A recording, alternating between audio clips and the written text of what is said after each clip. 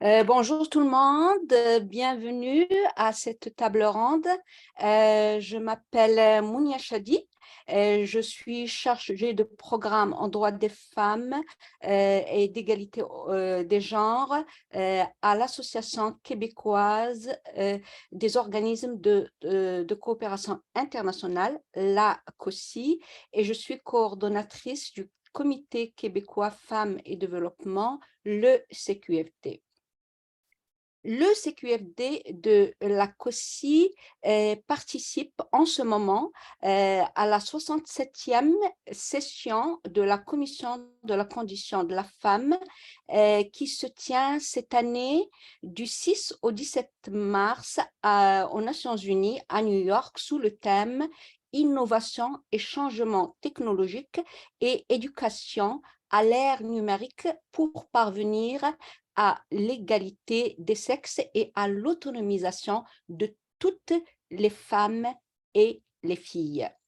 Le CQFD participe à cet événement avec une délégation jeunesse qui s'est déplacée à New York. Cette délégation jeunesse se compose d'Alexandra Fortin et d'Élodie Raben-Toindreau et de Margot, et ma collègue Marie-Sophie Villeneuve fait partie aussi de cette délégation et on va vous mettre en boîte de conversation plus de détails sur notre délégation jeunesse à la CSW. Donc, c'est dans le cadre de notre participation à cet événement international que nous organisons notre table ronde. Nous l'organisons sous le thème pour une éducation innovante, promouvoir les savoirs féministes locaux et les questions que nous allons adresser à nos invités ce matin s'inscrivent dans l'esprit du plaidoyer que nous avons élaboré à l'adresse de la CSW 67 et dans ce plaidoyer, nous formulons 5 recommandations pour un avenir numérique, féministe et décolonial. Alors, avant de vous donner un aperçu de ce plaidoyer à la CSW 67 que le CQFD de la COSI a élaboré, je voudrais commencer par vous présenter nos invités. Je voudrais d'abord dire que malheureusement, une invitée du Maroc, Madame Latifa Liraki, était supposée être parmi nous, mais malheureusement, un imprévu important dans le désert du Maroc l'empêche d'être avec nous aujourd'hui. Alors, seront autour de cette table ronde Madame Justine Sass, chef de la section de l'éducation pour l'inclusion et l'égalité des genres à l'UNESCO, Monsieur Issoufou Koumou, coordinateur du Sahel Éducation de Burkina Faso, et Madame Béatrice Chouenque, qui est sociologue et militante féministe brésilienne. Nous avons voulu que cette table ronde soit composée de ces invités parce que l'UNESCO a élaboré une stratégie importante en matière d'éducation qui opte pour l'intégration de la technologie du numérique pour développer l'éducation. Et nous voulons centrer justement notre discussion sur cette perspective de mettre à profit le numérique pour une meilleure éducation qui favorise l'empowerment, autonomisation des filles et des femmes. Et donc, c'est à cet effet aussi que nous avons invité M. Issoufou Koumou et Mme Béatrice Chouenque parce que nous souhaitons que qu'on ait des expériences terrain des pays du Sud, et dans ce cas, un pays africain et un pays de l'Amérique latine, pour voir avec nos invités dans quelle mesure, vu l'état et la situation des systèmes de l'éducation dans les pays du Sud, dans quelle mesure cette intégration du numérique dans l'éducation serait profitable et à quelles conditions, et dans quelle mesure, dans leur expérience, ils peuvent partager avec nous des perspectives qui permettent que le numérique soit approché sous un regard féministe et décolonial. Alors, je vais partager avec vous tout de suite mon, mon écran afin de vous présenter un petit PowerPoint. L'objet de ce PowerPoint est de vous donner un bref aperçu de notre plaidoyer à l'occasion de la tenue de la Commission de la condition de la femme, la CSW, en ce moment à l'ONU.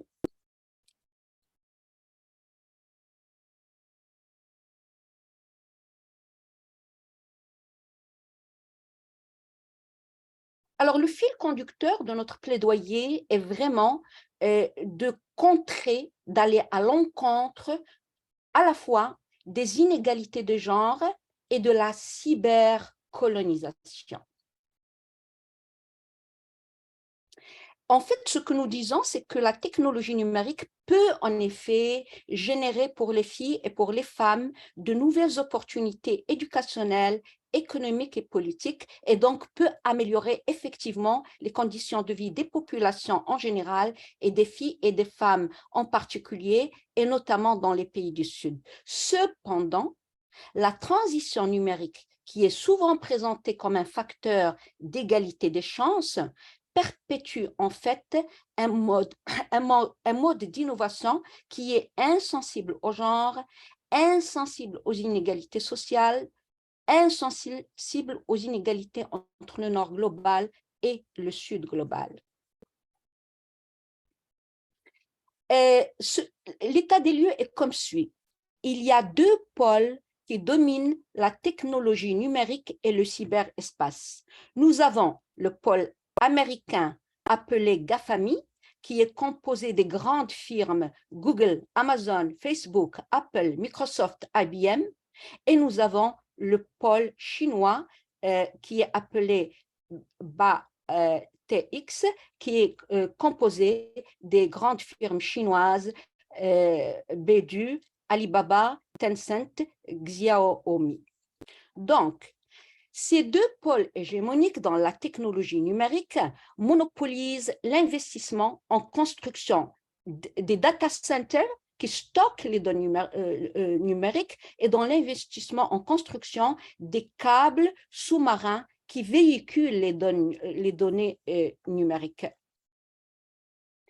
Alors, à travers ces pôles hégémoniques dans le secteur de la technologie numérique, ce soft power d'apparat, ces groupes qui apparaissent exercer un pouvoir qui est plutôt soft, renferment au fond une violence à l'égard de la vie des gens à l'échelle de la planète, en quasi-absence de règles d'éthique et de gouvernance sur le cyberespace. Ce soft power manipule les choix des consommateurs et favorise leur addiction. Il influence les électeurs dans les pays du Nord. Il renforce l'autoritarisme politique dans certains pays du Sud global. Il attire la valeur ajoutée locale vers des économies étrangères. Alors, c'est ce qu'on appelle une cybercolonisation. C'est donc pour contrer cette cybercolonisation que nous parlons et on met la perspective de contrer cette cybercolonisation dans le cadre de notre regard sur un avenir numérique féministe et décoloniale. Il s'agit donc pour nous de contrer les logarithmes et les comportements sexistes et racistes sur le cyberespace et à la fois contrer l'hégémonie d'un petit groupe de firmes sur le cyberespace mondial. Alors, c'est à cet effet que notre plaidoyer, en se mettant dans une perspective de transformation des rapports de genre et des rapports de pouvoir nord-sud sur le cyberespace, c'est dans ce cadre-là que notre plaidoyer présente 5 recommandations qui concernent la gouvernance, la souveraineté, l'éducation, le cyberféminisme et l'environnement. Brièvement, en matière de gouvernance, nous appelons à instituer une gouvernance transparente et participative du cyberespace. En matière de souveraineté, nous appelons à mobiliser les ressources et savoirs locaux en technologie numérique dans le Sud global en se basant sur les besoins locaux des populations.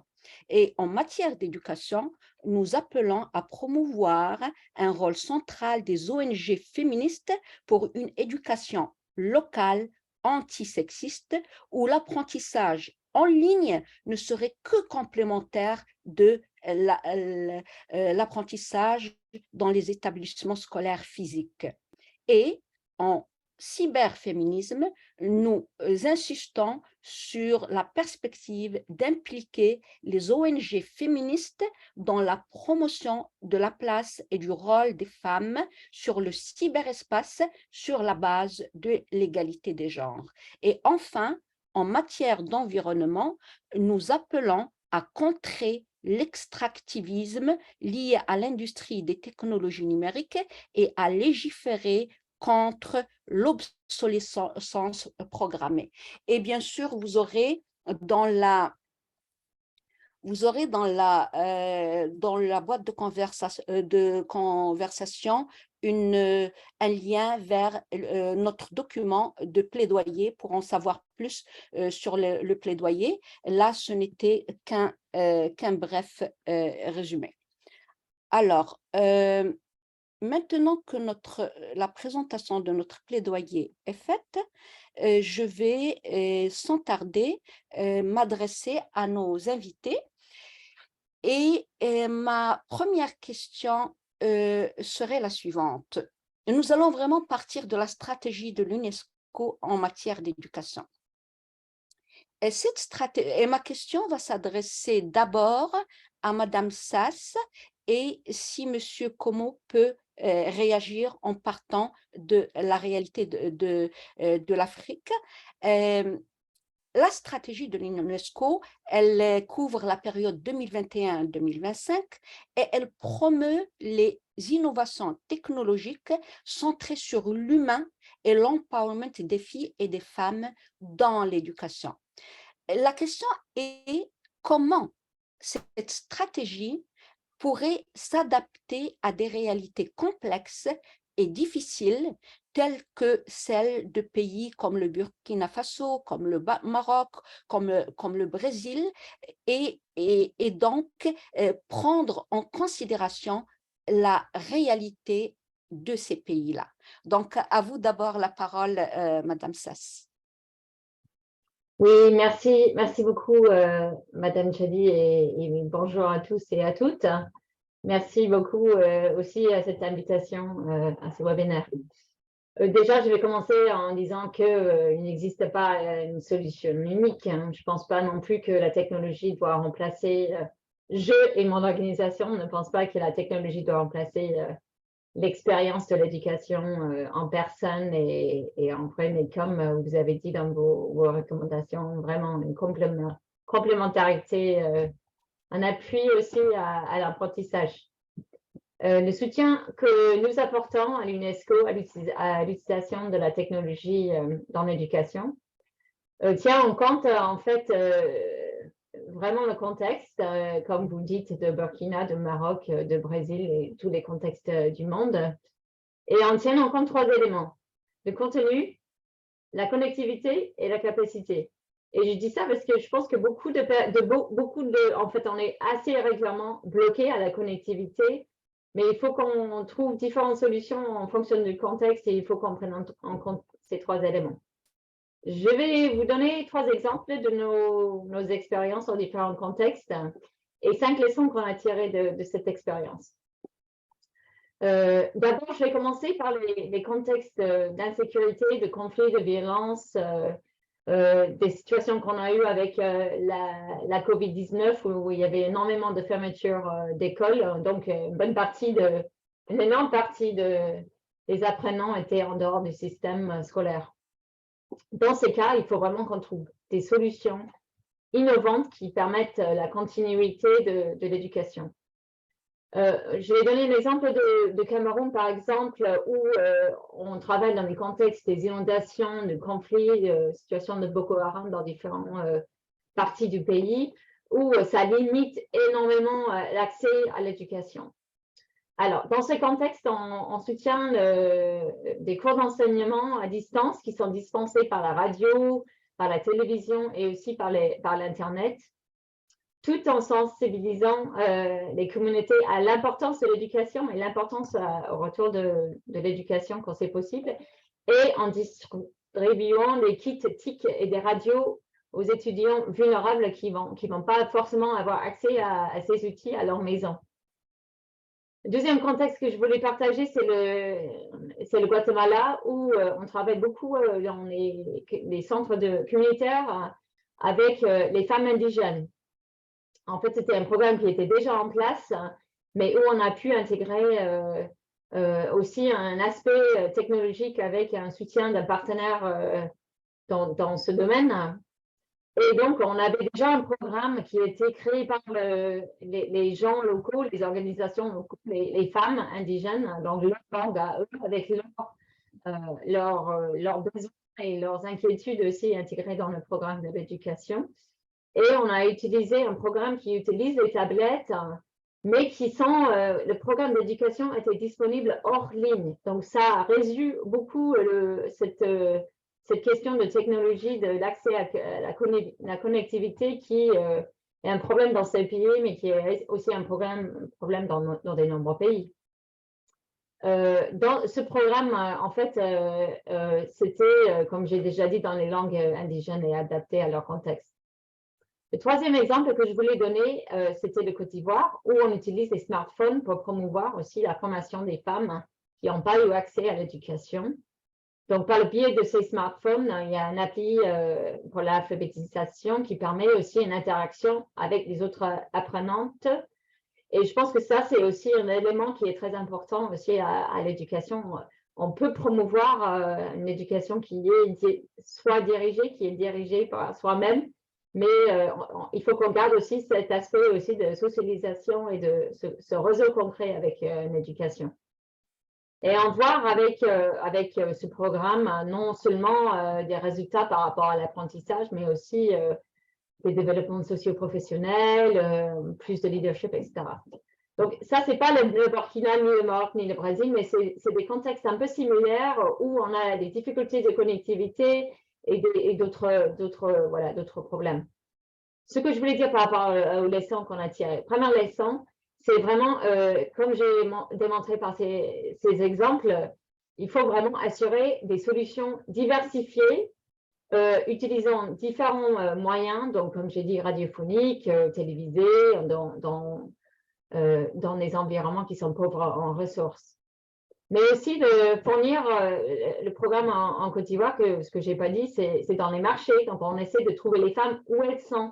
Et c'est important aussi d'offrir aussi ces programmes apprentissage dans un éventail de contextes, non seulement dans les écoles, mais en ligne, dans les centres communautaires, comme j'ai dit pour le Guatemala, etc., etc. Et la raison pour laquelle, c'est parce que ces programmes ça garde un lien avec l'éducation. Ça soutient aussi une continuité à l'apprentissage, mais ça influence aussi, ça crée un environnement de soutien aussi à l'éducation, les attitudes de la famille et de la communauté à la garde de l'éducation des filles et des femmes. Le deuxième leçon qu'on a tiré, c'est aussi que il faut vraiment prendre en compte dans la conception de ces programmes d'apprentissage l'accès qui est très genré dans les différents contextes. Les obstacles qu'on a, que beaucoup de femmes et des filles ont à l'accès à l'éducation, utilisant la technologie, ça peut être les compétences, mais ça peut être aussi les préoccupations qu'ont les parents, la sécurité de leurs filles en ligne. On sait que dans plein de contextes, les filles ont un accès plus limité que les garçons à la technologie quand ça existe à la maison. Et quand elles ont accès, c'est beaucoup plus surveillé ou limité que les garçons. On peut compter sur les acteurs locaux, comme les organisations féministes, d'essayer de comprendre quelles sont les barrières et quelles sont les solutions aussi à proposer. Et il faut qu'on ait leur engagement aussi dans ces activités. Le troisième leçon qu'on a tiré aussi, c'est qu'il faut vraiment engager les enseignants, les éducateurs dans ces programmes. On le fait aussi dans le système scolaire, mais c'est aussi de questionner des biais qu'ils ont potentiellement par rapport à l'accès aux compétences des filles. Ça peut être leurs propres préjugés qui sont totalement inconscients aussi. On les a tous, hein, il faut les aider aussi à les identifier et prendre l'action. Il faut voir aussi que nous, quand on fait des programmes d'engagement des profs, souvent c'est les étudiants qui ont plus d'accès à la technologie que les éducateurs. Donc, il faut leur soutenir aussi à garder et améliorer leurs propres compétences. Deux de plus, si je peux me permettre. Donc, quatrième leçon qu'on a tirée, c'est vraiment qu'il y a énormément de stéréotypes par rapport au digital. Que les garçons, ils ont, je sais pas, une compétence innée, une sorte de super power que les filles, elles n'ont pas, ou que ces domaines ne sont pas pour les filles. Donc, il faut vraiment trouver des moyens de casser ces stéréotypes. Et très souvent, c'est en utilisant des modèles de rôle, mais aussi regarder le programme qu'on utilise pour assurer que c'est sans stéréotypes, sans biais, etc. Et finalement, je voulais juste revenir à une des recommandations que vous avez par rapport à l'éducation dans votre diapo. C'est juste de dire qu'au même temps qu'on enrichit l'apprentissage en ligne et on assure que ces espaces sont sûrs, sains, et avec vraiment une idée de transformer les normes genrées, on ne peut pas oublier les écoles. Et on peut pas, il faut vraiment qu'on garde la primauté de l'école autant qu'une expérience qui doit être vécue en personne. Donc, on ne peut jamais remplacer l'école ou la façon d'apprendre avec ces espaces en ligne. Merci.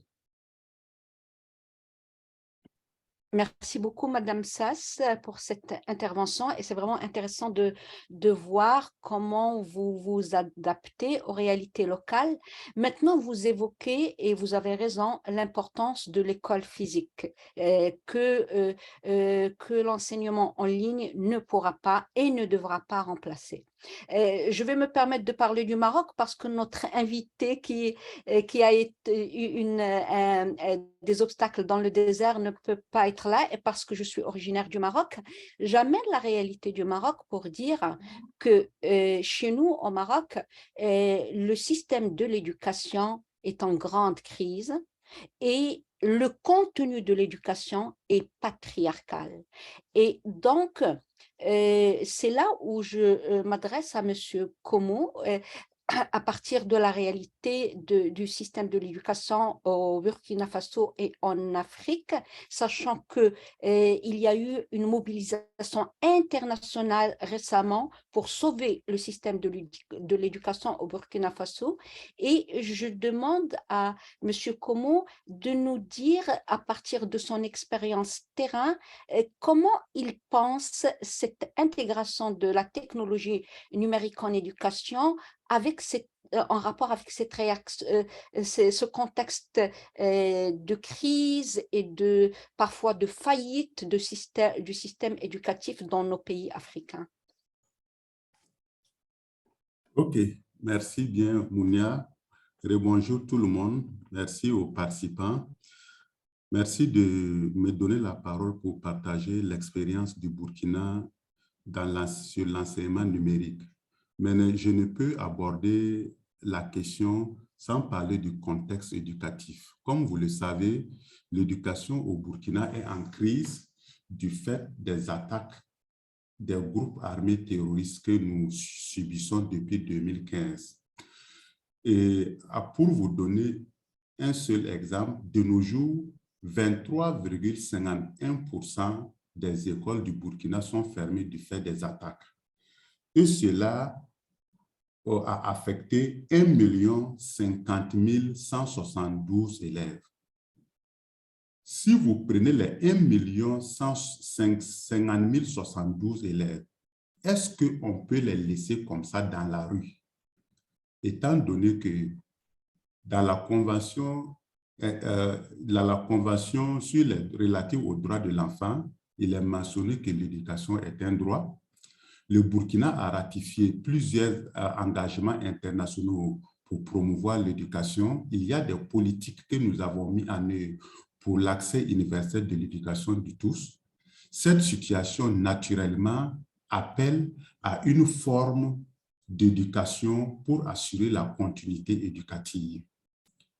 Donc, je ne peux pas oublier aussi l'aspect du Covid. Quand le Covid est intervenu en mars 2020, toutes les écoles, sans exception aucune, ont été fermées, laissant des millions d'enfants sans perspective éducative dans un laps de temps donné. Donc, voici des aspects qui ont amené justement le Burkina à se lancer résolument dans la vision de l'UNESCO en développant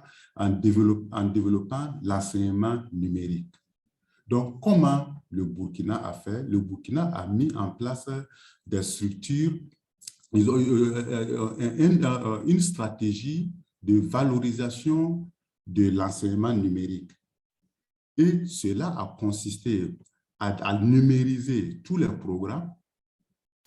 Et cela a consisté justement à former les technopédagogues pour que justement ces techniciens-là soient le levier sur lequel on va s'appuyer justement pour prendre en charge cette question de l'enseignement numérique dans les programmes. Donc, pour réussir justement cet enseignement technologique, il y a deux leviers importants sur lesquels le Burkina a agi. Il y a les médias publics, les radios qui ont été mis à contribution. C'est-à-dire que tous les programmes d'enseignement ont été numérisés et justement, il y a eu des conventions qui ont été initiées avec les radios locales pour faire passer justement l'enseignement par la radio. La collègue de l'UNESCO a dit une chose très, très importante. Mounia a dit quelque chose de très, très important. Rien ne peut remplacer l'enseignant en classe.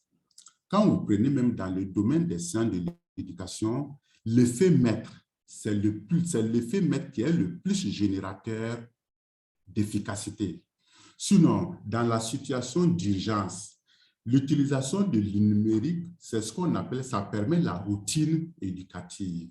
Ça ne peut pas remplacer l'enseignant. Donc, c'est juste une manière d'occuper les enfants à ce que vraiment ils ne soient pas dans la rue. Donc, rien ne peut fondamentalement remplacer l'enseignant face à ses élèves. Mais face à une situation de crise divers, il est important et nécessaire justement de s'aligner avec la vision de l'UNESCO pour maintenir la routine éducative. Et au Burkina, c'est ce qui a été fait. Donc, il y a trois composantes principales de l'enseignement numérique au Burkina Faso. La première composante, il s'agissait de la production des ressources pédagogiques numériques. Après la production des ressources, le second aspect, c'est leur diffusion. Et le troisième aspect aussi, pour que la diffusion puisse réussir, il faut toute une chaîne de sensibilisation, information, organisation, pour que justement les résultats qu'on vise puissent être atteints. Et la Quatrième composant également, c'est le suivi et le pilotage. C'est une nouvelle approche qu'on a mis en œuvre. Naturellement, il faut développer le mécanisme de suivi pour partager les expériences, etc. Mais avec ce qui a été fait comme expérience, on peut dire qu'il y a beaucoup d'acquis qui ont été engrangés. À ce titre, au Burkina Faso, il y a 2225 leçons qui ont été déjà numérisées. 2000 dans toutes les matières, toutes les disciplines pour être mis à l'échelle au niveau des classes. Il y a l'enseignement à la radio qui a permis justement de mettre des postes radio dans les zones reculées afin que justement les élèves puissent écouter les émissions éducatives à travers la radio, à travers des enregistrements, des leçons préenregistrées. Avec ou sans connexion Internet, justement, les enfants arrivent à suivre. C'est à l'aide de plaques solaires, on met les leçons numérisées dans une clé USB. À l'aide d'une radio, on intègre la clé USB à la radio et les enfants suivent. Donc, avec ou sans connexion, ça, c'est une expérience pour dans les zones en crise qu'au Burkina, en tout cas, on a essayé de développer et ça marche très, très fort. Donc, ça, il y a pas mal, mais il y a des défis. Il faut reconnaître qu'il y a des défis. Les défis ici, c'est la pauvreté des ménages. L'Internet n'est pas partout. Dans le contexte actuel même, il y a du Burkina, il y a des radios locales qui ont reçu les ordres, qui ont reçu des ordres au niveau des groupes armés terroristes de ne pas diffuser d'émissions éducatives. Parce que tout ce qui a trait à l'école constitue pour eux un blocage. Donc ça, c'est vraiment principalement un défi. Qui dit également enseignement numérique parle de ressources financières. Il faut dire que pour le Burkina, la crise sécuritaire a impacté à tous les domaines de la vie. Donc l'enseignement numérique exige des ressources complémentaires pour un budget de l'État qui est très, très limité. Pour vous donner un exemple, au niveau du Burkina, au niveau du ministère de l'Éducation nationale, 86% du budget est alloué au salaire. 4% est alloué aux investissements. Et les autres reliquats, c'est au fonctionnement. Donc, vous voyez, le défi est vraiment énorme. Le défi est vraiment énorme. Sinon, le numérique constitue un tremplin pour promouvoir l'éducation des filles, pour promouvoir l'autonomisation des femmes. Par exemple, au Burkina Faso, il y a des applications numériques qui ont été développées. On appelle une application Flow qui permet aux filles de calculer leur cycle menstruel pour ne pas tomber en grossesse, pour éviter les grossesses précoces. Il y a des applications en ligne que les femmes utilisent pour le commerce en ligne. Donc, voilà autant de bienfaits du numérique qu'il va falloir vraiment développer pour démystifier le numérique, parce que c'est un outil essentiel. Aujourd'hui, on ne peut nous en passer. Maintenant, ce qui va faciliter justement la réussite du numérique au niveau de l'éducation, au niveau des filles et des femmes, c'est déjà encourager les femmes et les filles à embrasser la filière scientifique et technologique. Ça, c'est très, très important. Au Burkina Faso, avec FAWE, on a développé un projet sur les sciences mathématiques et technologies. C'est un créneau par lequel, justement, on peut passer pour intéresser davantage les femmes aux matières numériques, pour permettre aux femmes de s'intéresser davantage aux questions numériques. Et je crois que ça participe à briser les barrières pour plus d'équité en éducation. Voici autant d'initiatives qui ont été mises en place. Nous, on estime en tout cas que l'éducation numérique a de beaux jours devant elle au Burkina Faso, parce que chaque jour qui passe, le nombre d'écoles, malheureusement, le nombre d'écoles fermées ne fait qu'augmenter. on ne peut pas naturellement laisser ces milliers d'enfants dans la rue. Il faut objectivement développer des stratégies qui permettent de maintenir la routine éducative, et tout le mérite vraiment revient à l'UNESCO qui a déjà pensé à cette politique numérique, et le Burkina a pris à bras le corps la question, et le ministère est vraiment engagé avec l'UNICEF et les autres ONG pour mobiliser les ressources afin que l'enseignement numérique au Burkina puisse participer à faire en sorte que l'accès à l'éducation pour tous les enfants au Burkina soit une réalité. Ça, c'est la première partie. Je suis à la disposition des panélistes pour des éventuels compléments d'information. Voici ce que je peux dire comme première intervention sur les cas du Burkina Faso. Merci. Merci beaucoup, Monsieur Como. Je vois qu'une des participantes, Madame Marie-Denise, veut prendre la parole. Allez-y, Madame Denise. Madame Marie-Denise. Bonjour tout le monde, bonjour Mounia. C'est Oui, vraiment un bonjour. plaisir de participer à cette rencontre-là aujourd'hui. Elle est vraiment fort intéressante, et je remercie justement notre collègue qui vient de présenter pour le Burkina. Je trouve que c'est très innovant, et puis ça permet vraiment de donner cette dynamique-là et faire en sorte que l'école ne soit pas totalement fermée, là. Et je pense que d'autres pays qui vivent peut-être la même situation que le Burkina auront vraiment beaucoup à apprendre. Moi, j'aurais peut-être une ou deux petites questions par rapport à ce qui vient d'être présenté sur le Burkina. C'est comment est-ce que le gouvernement fait pour homologuer ces plus de 200 formations déjà en ligne? C'est-à-dire, je suppose que quelqu'un qui prend cette formation-là, l'État doit pouvoir dire que ça, c'est ce qu'un enfant, on va dire, de 5e année doit savoir. Comment, ou bien est-ce qu'il y a vraiment un mécanisme d'homologation de ces modules-là? Et ma deuxième question serait, c'est quoi les outils que le système éducatif, quand je dis le système, je prends tous les acteurs dedans, actrices, pardon, comment on s'y prend pour évaluer cette formation-là? Comment on s'assure que tout, parce que ça fait quand même beaucoup de jeunes qui s'en vont et qui utilisent ce moyen-là. Et c'est quoi le mécanisme? Comment est-ce que le système se met en branle pour évaluer la qualité de cette formation et se dire l'enfant a appris ça et que là, c'est quoi qu'il peut passer en classe supérieure? Parce qu'on parle quand même de beaucoup d'enfants, on parle de beaucoup d'outils, ce qui est très intéressant. Moi, j'aimerais vous entendre là-dessus. OK, merci bien vraiment pour ces deux questions pertinentes. Il faut dire que les contenus numériques sont homologués par la direction technique du ministère de l'Éducation en charge des programmes, en charge des curricula.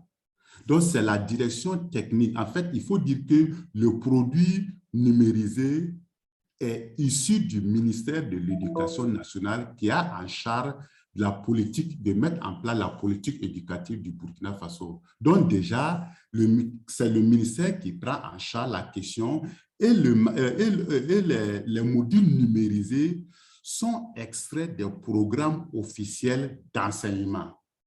Donc à ce niveau, le problème ne se pose pas.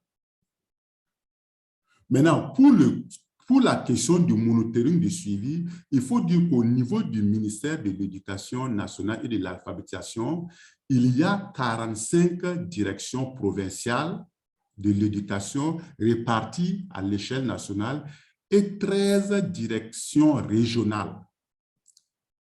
Donc, la direction régionale, la direction provinciale est chargée de faire le suivi des innovations mises en œuvre dans son ressort territorial. Donc, les encadreurs, les inspecteurs qui sont au niveau de la province, du district, sont chargés, ont été formés, ont été capacités justement sur les questions d'éducation en situation d'urgence, ont été formés par la direction technique du ministère en charge de l'éducation pour voir comment justement, et le système a été mis en place de telle sorte qu'ils ont la cartographie des élèves de la zone qui doivent bénéficier de l'enseignement à distance, de l'enseignement à la radio, etc. Donc, cette cartographie existe dans la carte éducative au niveau de chaque localité.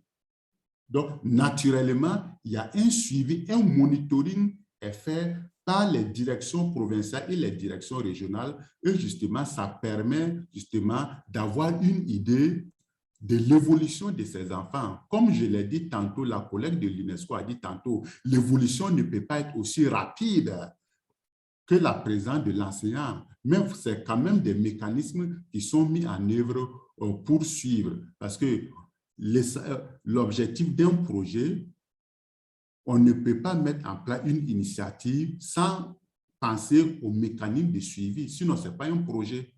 Donc, c'est pour dire que la préoccupation de la collègue a été vraiment prise en compte. C'est pour ça, dans les 4 dimensions que j'ai dit tantôt, le dernier volet, c'est le pilotage et la gestion. J'avais dit tantôt la production des manuels, la diffusion, deuxième composante, la sensibilisation des acteurs, des parents d'élèves, des élèves sur comment utiliser l'enseignement numérique. Et maintenant, la 4e composante, là, c'est le pilotage et la gestion. Qui dit pilotage, il y a l'aspect justement monitoring qui est pris en compte. Il y a un aspect que j'ai oublié de mettre au Burkina Faso, face justement à la prise en charge de la question par le ministère de l'Éducation nationale. Il a été créé la radio-télévision éducative que le Burkina a créée. Et la radio-télévision éducative sera fonctionnelle en 2023. D'ici fin 2023, la radio-télévision éducative sera fonctionnelle. Actuellement, ils sont en train de faire le recrutement du personnel et la radiodiffusion éducative sera chargée justement de faire passer tous les modules au lieu que le ministère fasse un contrat de diffusion avec les télévisions privées qui revient cher. Si le ministère même a sa radio-télévision éducative, vous conviendrez avec moi que ça sera plus facile de faire passer les messages, de faire promouvoir cet enseignement à distance. Vraiment, merci à Marie-Denise pour ces questions pertinentes. J'espère avoir répondu à ta préoccupation, mais n'empêche que je suis toujours disponible pour une relance. Merci beaucoup, Monsieur Komo. Dans le même sens de ce que vous venez de dire, nous avons une participante, Iman Braham, qui précise que qui travaillait à UNIFAM en Tunisie sur le programme Ending Violence Against Women and Girls. Et elle dit, je pense qu'il est aussi important de préciser que lorsque l'accès à Internet est possible, ce qui n'est pas le cas sur tous les territoires, comme l'a précisé M. Komo, la menace de la cyberviolence est l'une des principales causes de la fracture numérique entre les sexes dans le monde, empêchant les femmes et les filles de progresser dans des domaines notamment scientifiques et technologiques. Et elle a tout à fait raison, la problématique de la violence sur le cyberespace a été beaucoup abordée ici dans les réunions aux Nations Unies à propos de ce sujet. Et donc, je laisse Madame Justine Sass aussi réagir. Oui, en fait, je voulais juste rebondir par rapport à ce qu'il a dit Monsieur Komo. Je pense que le lien avec le gouvernement permet aussi une certification de formation qui valorise la participation aussi à ce programme. Et ça, c'est super important parce que ça permet aux gens, s'ils reviennent à l'école, ça permet aux étudiants d'avancer au prochain niveau, ou bien pour les femmes aussi, d'avancer dans le cadre de leur travail. Donc, je voulais juste rajouter aussi cet élément qui est très important, c'est la valorisation et de la participation à ces programmes de formation en ligne. Et par rapport à ce qu'a dit cette personne de l'ONU-Femmes, je suis totalement d'accord et c'est pour ça qu'il faut qu'on prévoit ça dès le début, dès la conception du programme en ligne. C'est vraiment quelque chose qui est très important à prendre en place et de mettre en place des mesures. protection et de safeguarding, je ne sais pas comment on dit en français, des privacy des participants et de leur donner aussi. Merci. OK, ben ce que je dois dire, il faut dire que depuis quelques années, le Burkina est engagé dans une réforme curriculaire qui qui dirige vraiment vers l'égalité entre les sexes, très, très important. Donc, les modules de nos jours qui sont enseignés dans les programmes d'enseignement au Burkina Faso, que ce soit au niveau de l'école primaire et du secondaire, promet le genre. Donc, déjà, les modules numérisés qui sont dispensés ont la chance déjà de prendre en compte le genre dans leur diffusion. Ça, c'est vraiment un élément très, très important parce que la question du genre est l'élément central justement de la réforme curriculaire au Burkina Faso. C'est-à-dire que quand vous prenez les programmes d'enseignement au Burkina Faso, il y a 10 années de cela, il y avait des modules dévalorisants pour les femmes. Il y avait des modules qui stigmatisent. Donc, des constats ont été faits par les organisations de défense des droits des femmes, etc. Donc, toutes ces lacunes-là sont en train d'être revisitées. Pour vous donner un seul exemple, vous prenez le livre de lecture du CP1, on voit une fille qui s'appelle Nani. Nani est nue. Elle est là, Nani est nue pour étudier la lettre N. Nani est nue. Elle est carrément nue. Elle n'est pas habillée. Et Ali, pour étudier la lettre vêtue, V, on voit un garçon qui se nomme Ali. Ali est vêtu, bien, bien habillé. Vous voyez, ça c'est un exemple de stéréotype qui dévalorise la femme. Une femme, elle est nue et le garçon est vêtu, bien habillé. Donc, c'est dire que voilà quelques exemples de stéréotypes dans les manuels scolaires qui sont en train d'être extirpés. Et c'est ce qui est extirpé, c'est les bonnes versions-là qui sont numérisées. Donc, je crois que déjà, les versions numérisées prennent en compte la question du genre et c'est très, très important. Pour parler des cyberespaces, effectivement, c'est très, très important.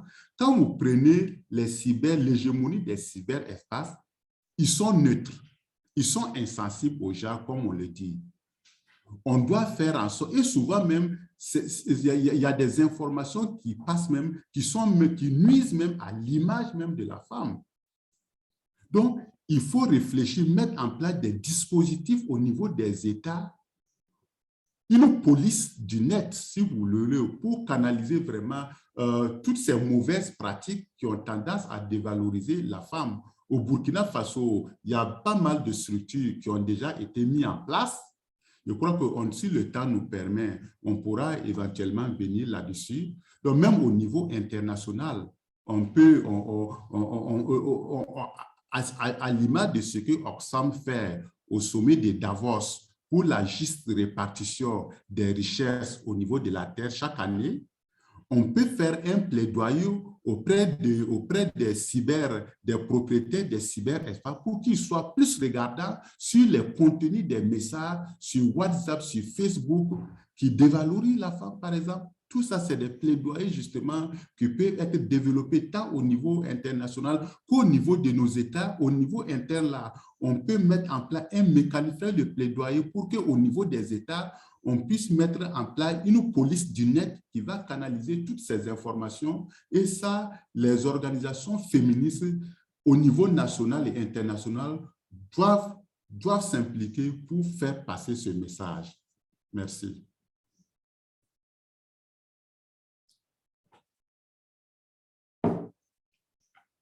Mounia, ton micro est coupé.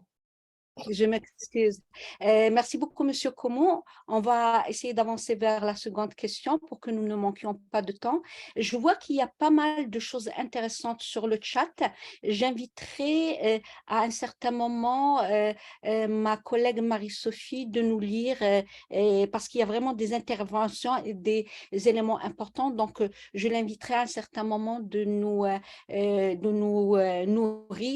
nourrir la discussion des éléments qui sont sur la boîte de conversation. Maintenant, je voudrais vous soumettre un aspect important du plaidoyer du CQFD de la COSI, et d'ailleurs qui a été sous d'autres termes amené aussi par le secrétaire général des Nations Unies. C'est que le problème est bien plus structurel et bien plus systémique qu'on ne le penserait à première vue en considérant comme ça que la technologie numérique ne peut être que avantageuse pour la promotion des droits des filles et des femmes. Et c'est vraiment bien, dans un contexte comme celui du Burkina Faso, numériser l'éducation est comme un moyen de continuer à s'éduquer en contexte de terrorisme. Et c'est vraiment très, très, très important.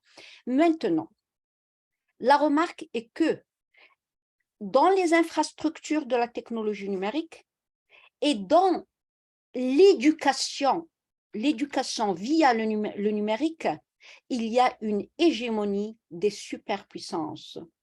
Et là-dedans, on ne peut pas parler de neutralité vis-à-vis de l'inégalité des genres parce que les logarithmes sont élaborés sur une base sexiste et parfois raciste. Et il y a cet aspect-là.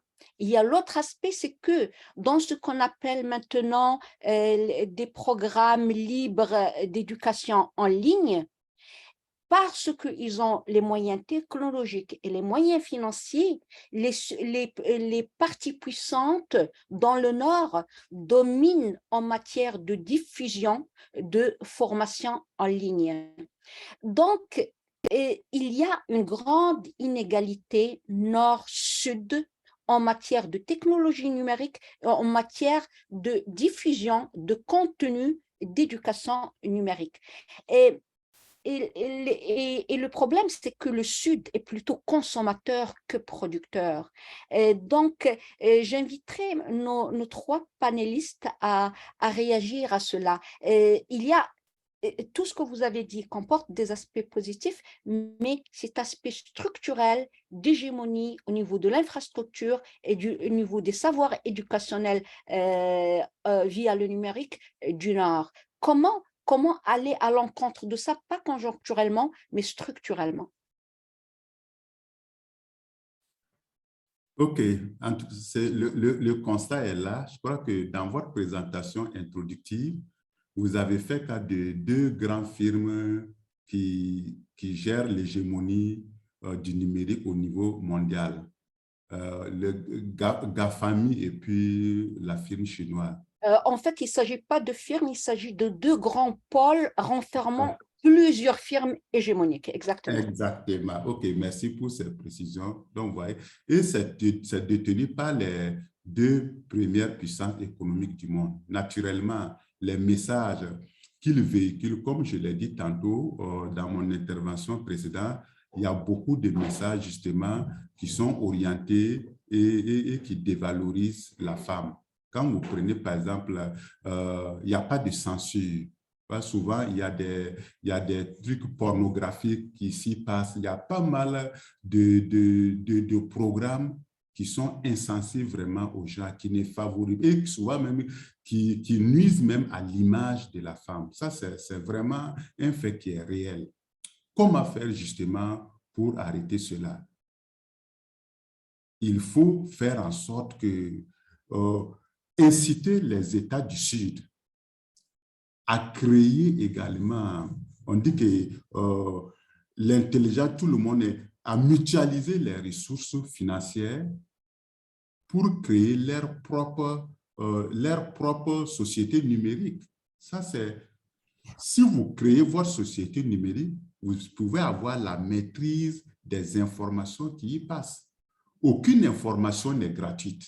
Quand vous prenez un message sur une application, c'est toujours orienté et un message qu'on délie, il y a toujours un but qu'on recherche.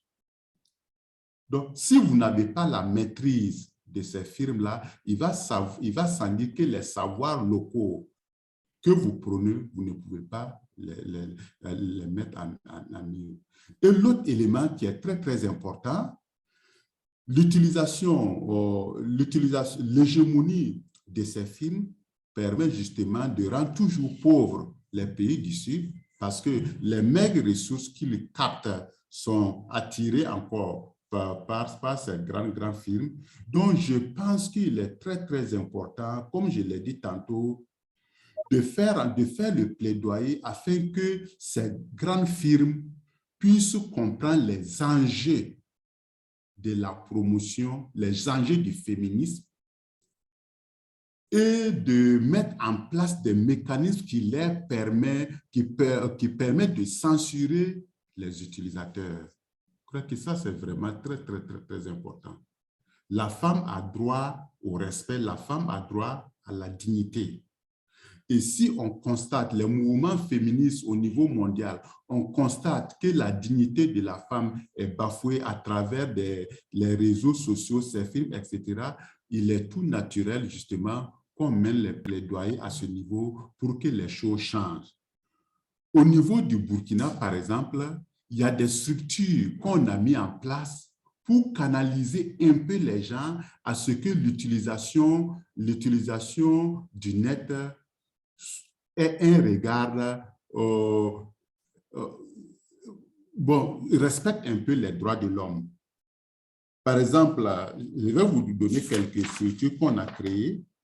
Il y a la création de la Commission de l'informatique et des libertés. Cette structure a pour mission d'informer les personnes de leurs droits et obligations en matière de traitement des données à caractère personnel. Il y a la création de l'autorité de régulation des communications électroniques et des postes.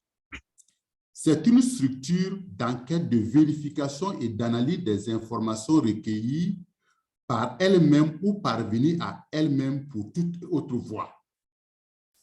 Il y a également la création de la brigade centrale de lutte contre la cybercriminalité. Cette brigade est chargée de la protection numérique des personnes et de leurs biens dans le cyberespace burkinabé.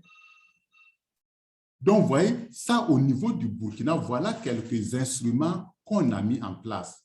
Et au niveau du ministère de l'Éducation, dans les grandes listes, chaque année, il y a la semaine de la citoyenneté. On sensibilise les élèves dans les établissements sur l'utilisation judicieuse du numérique. Il faut que le numérique ait un visage humain. Donc, voici autant d'initiatives qui peuvent être prises au niveau international et que le Burkina a pris quelques garde-fous pour faire en sorte que vraiment la question du net là ait un visage humain. Voici, Mounia, ce que je peux dire en termes de suggestions et de ce que le Burkina a pu mettre en place comme garde-fou pour préserver la dignité des personnes et notamment de la jeune féminine. Madame Sass, merci beaucoup, Monsieur Komo. Madame Sass, est-ce que vous voulez… Oui, je veux bien, oui. Je vais rebondir encore de ce qu'il a dit Monsieur Koumou. Je pense qu'il n'y a pas le numérique doit avoir un visage humain, il faut avoir un visage féminin aussi. Le problème qu'on a, c'est qu'il y a très peu de filles et des femmes dans ces domaines. Donc, il faut davantage que des femmes participent à la conception, à la direction des technologies. On sait maintenant que si on regarde à l'éducation tertiaire, les femmes ne représentent que 40% des diplômés en TIC et 28% des diplômés en ingénierie dans le monde. Et ça, c'est vraiment, ça, c'est le moyen. Donc après, il faut qu'on voit que aussi je pense que c'est un quart des pays où on a les données, c'est moins de 20% dans ces domaines, surtout dans l'ingénierie. Donc, il faut qu'on augmente, faut qu'on augmente ces chiffres. Il faut que les femmes restent dans ces domaines, non seulement en tant qu'étudiantes, mais en tant que professionnelles aussi.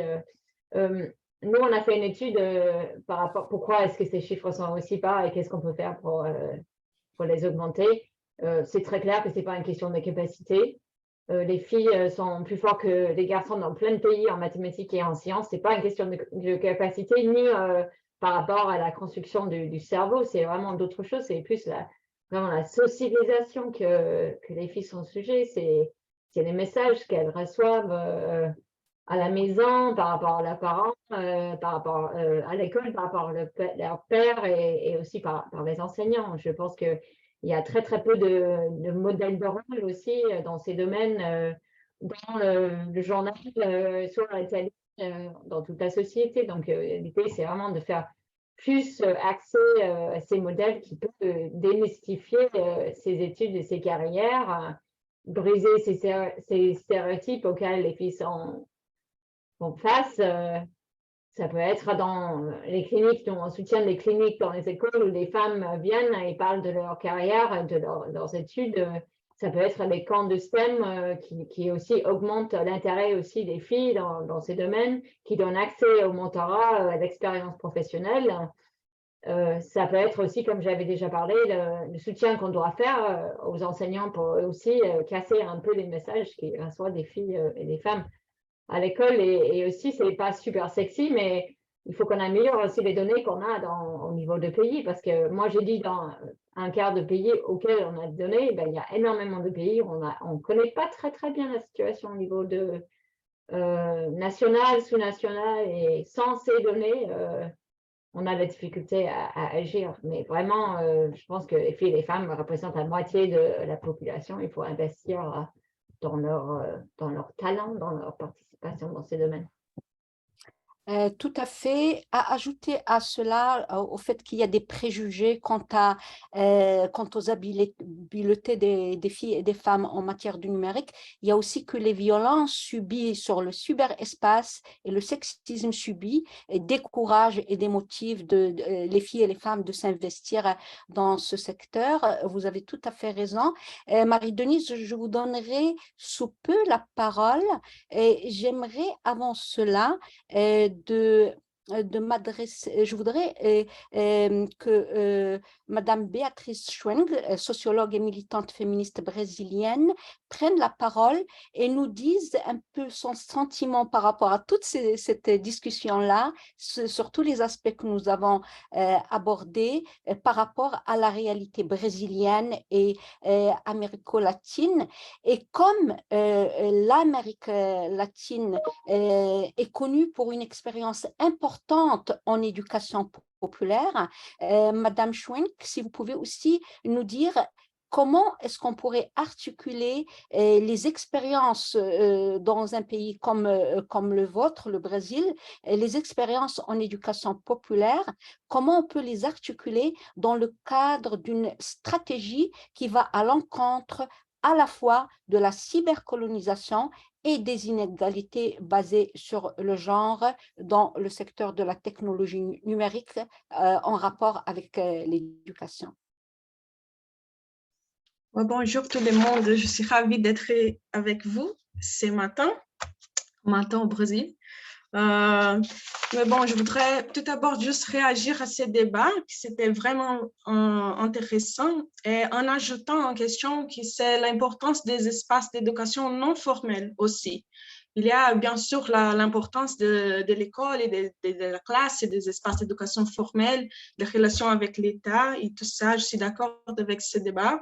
Je voudrais juste ajouter l'importance de ces espaces d'éducation non formels pour la politisation des inégalités, pour la politisation aussi des contenus qui sont transmis, qui sont diffusés sur ces espaces.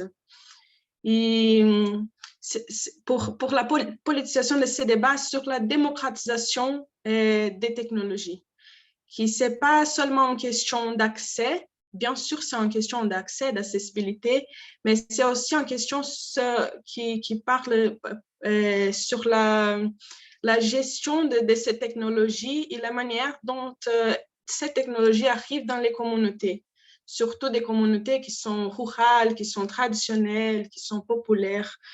Donc, à mon avis, dans mon expérience, ces espaces d'éducation non formels sont importants pour ce processus de politiser cette question. Et dans la pandémie, surtout dans les groupes WhatsApp, des réseaux sociaux et des espaces où les femmes et les filles peuvent peuvent politiser ce type de questions. Je vous rappelle ici que la majorité de la population brésilienne ont l'accès à un forfait d'Internet sur les smartphones qui permettent l'accès à des réseaux sociaux de WhatsApp. Donc ça, c'est la réalité et je pense qu'il faut qu'on travaille avec ça aussi. Mais là, sur l'éducation populaire en Amérique latine, c'est une tradition qui s'est construite vraiment sur des racines décoloniales. C'est une épistémologie fondée sur la diversité des savoirs, qui réunit théorie et pratique, raison et émotion, tissant à partir des territoires et des communautés en critique de cet ordre social dominant, en créant des visions alternatives des futurs de notre avenir et en contribuant à la constitution de ces secteurs subalternisés en tant que sujet de transformation. Et à mon avis, les trois piliers d'éducation populaire brésilienne et latino-américaine sont la visibilité et la valorisation des savoirs communautaires populaires en les reconnaissant comme des formes légitimes de savoir, la lutte pour la démocratisation d'accès à l'éducation, des espaces d'éducation formels et aussi non formels, et la compréhension du grand pouvoir émancipateur de l'éducation en tant que processus d'organisation de la lutte pour transformer les conditions d'injustice et des inégalités. Et lorsque nous, en tant que femmes, nous considérons protagonisme de l'éducation populaire et de ce type de pédagogie décoloniale, avec nos connaissances, avec nos pratiques, avec nos actions, nous nous constituons un artisan de notre propre émancipation. L'éducation populaire est aussi pour moi un outil qui permet de comprendre la réalité et de transformer la réalité à partir de nos pratiques quotidiennes. C'est un pensée et une pratique engagée pour l'égalité des races, des genres et des classes. Et l'éducation populaire féministe, comme ça, nous apprend à opposer aux formes hégémoniques d'organisation sociale, en opposition aux monocultures des savoirs, en écologie des savoirs. En valorisation des savoirs qui sont construits à partir des pratiques locales, des expériences communautaires, territoriales, et avec cette optique que je regarde ces débats sur la technologie. Je pense que c'est important de valoriser cette technodiversité, cette écologie des savoirs technologiques. Et aussi, c'est une façon de chercher comment trouver les moyens d'incorporer les technologies dans la réalité de ces territoires au service de la vie. L'éducation populaire nous apprend à voir le monde social comme un processus qui est inscrit dans un contexte et qui est construit par les personnes. Et c'est aussi la lecture populaire et féministe de la technologie que je vous présente, qu'elle ne peut être dissociée du contexte social dans lequel a été créée. Et les débats sur les impacts de la technologie capitaliste sur la détériorisation des modes de vie de nos corps et de nos territoires est largement débattu au sein des groupes féministes au Brésil et en Amérique latine, je crois partout. Et je pense que c'est important de reconnaître que cette technologie de cette ère de capitalisme numérique réactualise des anciens modes d'organisation du monde, l'impérialisme, l'extractivisme, la colonisation, l'accumulation du capital et du pouvoir entre les mondes en élite, la perpétuation de ces inégalités, particulièrement des inégalités de genre. Et bien qu'une grande partie de la population soit encore exclue de cet univers numérique, ces effets se font sentir quotidiennement dans les communautés, car ce processus de marchandisation de la vie est ancré dans tous les coins, à la campagne, à la ville, dans nos corps, à la nature. Et aujourd'hui, tout est data. De la composition génétique de nos aliments à notre cycle menstruel, tout est data. Et ces données qui sont collectées afin de mobiliser les pouvoirs des grandes entreprises de notre global, comme était parlé déjà. Si nous regardons les câbles interocéaniques qui transportent l'information et l'Internet, nous verrons qu'ils sont pratiquement identiques aux chartes des routes maritimes de la colonisation et de l'esclavage. Et ça, je trouve étonnant. Et je vous rappelle aussi qu'ici au Brésil, dans l'État fédéral que je vis, qui est l'État de São Paulo, qui c'est le plus grand et le plus riche État du Brésil, grand en question de population, tous les systèmes judiciaires sont enregistrés sur Microsoft. Il y a aussi les systèmes éducationnels du Brésil, surtout pendant la pandémie, étaient enregistrés sur Google. Donc ça, c'est la colonisation matérielle aussi. Hein. Et bon, dénoncer cette situation de colonisation est un premier pas. Et l'étape suivante, à mon avis, est d'annoncer un nouvel horizon possible. Et ça, c'est les corps de l'éducation populaire. C'est les dénonces d'une situation, il annonce une nouvelle possibilité d'avenir. Les mouvements féministes latino-américains, brésiliens a mené ces vastes débats sur l'importance de la souveraineté technologique pour la transformation des relations de violence, des inégalités et des oppressions. Et à l'ordre du jour de ces débats figure la demande pour autonomie, pour autodétermination, pour démocratie et pour la participation aux décisions relatives à l'organisation de l'utilisation sociale de la technologie. Les groupes visent à politiser la technologie sur la base de la liberté, de la souveraineté et d'autonomie en guidant différents débats. Un premier débat, c'est l'articulation du débat sur la souveraineté alimentaire et la souveraineté technologique. Et je vous rappelle qu'aujourd'hui, plus de la moitié de la population brésilienne est aujourd'hui en situation d'insécurité alimentaire. Donc, je trouve que c'est important de lier ces débats sur la souveraineté alimentaire et la souveraineté technologique en affirmant que la production alimentaire ne doit pas être à la merci de la spéculation financière et du profit qui guide la numérisation du secteur rural. Un deuxième débat, c'est la démocratisation des médias, l'adoption de la communication populaire comme stratégie organisationnelle pour la circulation des informations de qualité comme stratégie de renforcement des sujets collectifs et des positions politiques contre-hégémoniques. Un troisième débat, c'est la formation des femmes à comprendre, à s'approprier et à créer des alternatives dans les cyberspace afin qu'ils soient un espace sûr, sans libéré des violences, un espace de transformation sociale vers un monde libéré des oppressions. Un quatrième point, c'est la valorisation des technologies ancestrales et non numériques. Et ça, je trouve que c'est très, très important. Parce que ce sont des technologies qui sont développées localement à partir de la réalité des territoires et qui sont vraiment des technologies sociales alternatives qui mettent la vie au centre du débat.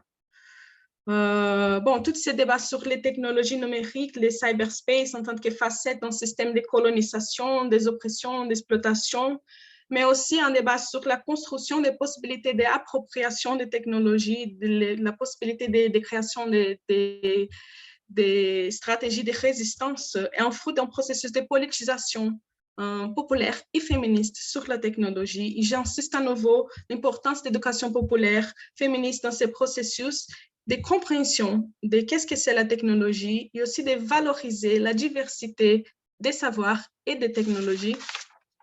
L'articulation des groupes, des collectifs et des mouvements des femmes qui sont consacrés à s'opposer à une vision hégémonique, à la lumière des expériences locales, à la lumière de la réalité des communautés, en faisant toujours cette articulation du local et du global. Et à mon avis, l'éducation populaire féministe est un outil vraiment important d'appropriation de ces technologies, mais aussi un moyen de renforcer et de rendre visibles des stratégies de résistance quotidiennes qui sont déjà en cours.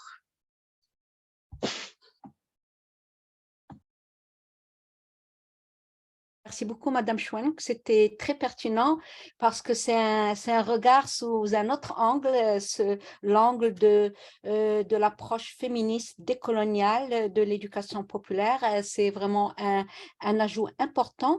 Je vais donner la parole à Marie-Denise pour une courte réaction et après, j'inviterai ma collègue Marie-Sophie à partager avec nous les discussions en boîte de conversation avant d'aller vers la suite de notre programme. Marie-Denise?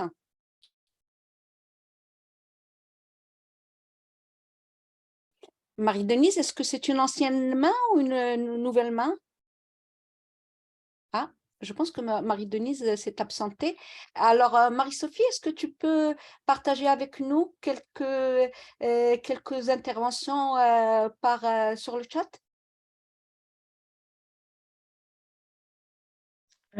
Désolée, je n'étais pas préparée à ça. J'ai Ok, pas surveillé le chat ok. parce que je fais rentrer les gens. Il y a beaucoup de gens qui rentrent puis qui sortent. Ok. Fait qu'à tout bout de champ, Alors, j'en ai ne t'en fais pas, je vais parcourir le chat parce que beaucoup de gens aiment intervenir par écrit et c'est vraiment important qu'on prenne en considération leur oui, je savais pas que j'allais avoir à intervenir, c'est pour ça. Mais je pense qu'on peut aussi demander aux gens qui sont présents de partager à voix haute ce qu'ils ont écrit dans le chat. C'est plus intéressant que si je fais juste vous lire ça, ça va être un peu laconique. Fait que si les gens sont d'accord de prendre la parole, bien entendu, pour favoriser les échanges. Alors, je laisserai le chat au moment de la discussion et à ce moment-là, les gens qui veulent reprendre la parole de façon orale le feront. Sinon, celles qui ne le feront pas, ben, je ferai le complément par écrit. Et donc, cela me permet d'aller tout de suite donner la parole à une de nos deux délégués jeunesse. Alors, Élodie, est-ce que tu peux te présenter et présenter ta question, s'il te plaît? Alors, bonjour à tous et à toutes et à toutes nos participantes et participants qui sont ici aujourd'hui et à nos panélistes. Mon nom est Élodie Rabelin-Toindreau. Je suis, comme Mounia l'a dit tantôt, une des déléguées jeunesse de la COSI dans le cadre de la CSW 67. Alors, ma question s'adresse surtout à Madame Béatrice Schwenk parce que c'est vraiment une question d'ordre sociologique, je pense, mais les autres panélistes peuvent aussi répondre si vous voulez. Tout d'abord, je voudrais souligner que je suis très impressionnée par votre intervention, Madame Schwenk, parce que l'éducation populaire, c'est vraiment impressionnant ce que vous faites au Brésil. Donc, justement, en continuité avec la question précédente, dans la perspective de décoloniser justement les pensées biaisées, souvent associant la technologie à la modernité, surtout les jeunes qui pensent ça, et l'éducation locale propre à une culture, à la tradition, à la désuétude, par quelle approche ou moyens concrets vous utilisez, par exemple de terrain, pourrait-on introduire une éducation innovante en concordance avec les cultures et soucieuse justement de préserver les savoirs locaux, spécifiquement dans les zones rurales, dans les communautés dites traditionnelles et surtout auprès de la jeunesse des pays du Sud global. Si vous pouvez, comme par exemple, passer un message pour la jeunesse, les étudiants, les futurs, les jeunes futurs de ce monde, c'est quoi les leçons que vous nous passerez? Merci. Merci, Élodie. Ouais, je vous remercie. J'adore cette question parce qu'elle est très pratique et concrète. Merci. Je pense qu'un premier débat sur ça, c'est la dispute sur ce concept de technologie. C'est un sujet que je viens d'évoquer, mais c'est que si nous comprenons la technologie comme un ensemble de connaissances appliquées aux instruments et aux outils qui médiatisent la relation entre des personnes avec leur environnement, dans les buts d'économiser du temps et d'énergie pour développer des actions, alors nous verrons que les connaissances collectives et les connaissances traditionnelles sont aussi technologies. Et je pense que c'est important qu'on fasse ces disputes politiques sur les concepts de technologie. Qu'est-ce que c'est la technologie? Parce que c'est ça, la connaissance collective, ancestrale, traditionnelle, populaire sont aussi des technologies. Et c'est à cette vision éclairée sur l'éducation populaire que je faisais référence tout à l'heure. C'est l'importance de regarder la multiplicité, la diversité, l'écologie des savoirs et aussi la diversité des technologies.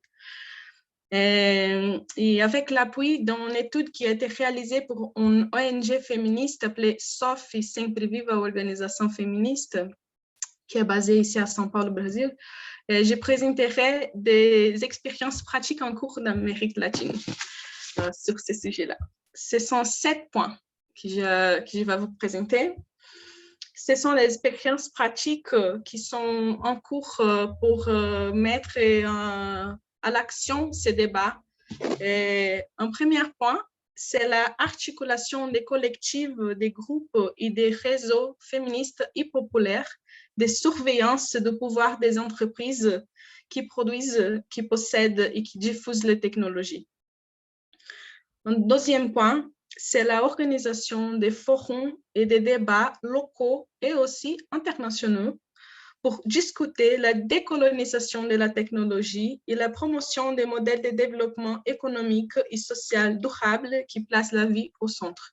Ce type de discussions comme ceci-là qu'on est en train de faire, mais qui sont aussi organisées sur des territoires, sur les communautés, toujours avec ces relations entre les locales et les globales. Un troisième point, c'est la production des manuels, des guides, des textes, des livres, bouquins, manifestes, des matériels de soutien qui sont disponibles gratuitement et qui échappent ces logiques de propriété intellectuelle. Un quatrième point, c'est le développement et l'utilisation des logiciels et des plateformes libres qui échappent au contrôle hégémonique des grandes entreprises qui marchandisent nos vies et qui transforment toutes nos vies en données.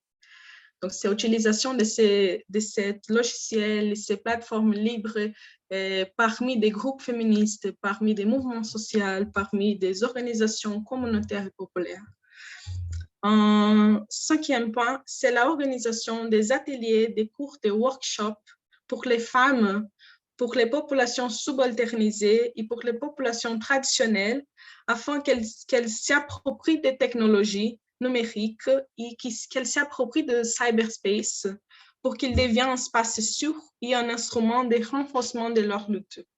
Donc, premièrement, il faut s'approprier de ça, il faut apprendre. Et un sixième point, c'est l'investissement dans les stratégies de communication populaire. Donc, ce sont des radios communautaires, ce sont des fanzines, ça marche en français, je ne sais pas, des journaux, des journaux populaires, des magazines populaires, des programmes télévisés créés et gérés par des communautés elles-mêmes. Il y a aussi l'utilisation des réseaux sociaux. Ce sont des stratégies de communication populaire pour contester l'hégémonie des médias et pour faire diffuser un autre regard sur le monde, une autre épistémologie, un autre narratif sur notre avenir. Un dernier point, c'est cette articulation qui revendique la décentralisation des données, où chaque communauté puisse faire de la gestion des données et de la technologie à faible impact naturel et énergétique. Donc, ce sont 7 points.